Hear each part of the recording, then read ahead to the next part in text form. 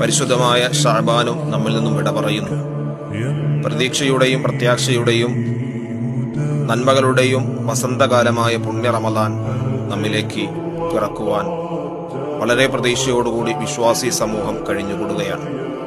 ആദരവായ നബിയുനാ റസൂലുള്ളാഹി സ്വല്ലല്ലാഹു അലൈഹി വസല്ലമ തങ്ങൾ പരിശുദ്ധമായ ഓരോ മാസം പുതുമാസവും പിറക്കുമ്പോൾ നമ്മോട് ചെല്ലാൻ സുന്നത്തായി കൽപ്പിച്ച ഒരു ദുആയാണ് അല്ലാഹുമ്മ അഹില്ലഹു അലൈനാ ബിൽ അംനി വൽ ഈമാൻ വസ്സലാമത്തി വൽ ഇസ്ലാം റബ്ബി വറബ്ബുക്കല്ലാഹ് ഹിലാലു റുഷ്ദിൻ വഖൈർ.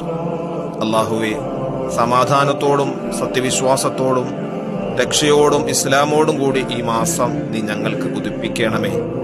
എന്റെയും നിന്റെയും രക്ഷിതാവ് അല്ലാഹുവാണ്.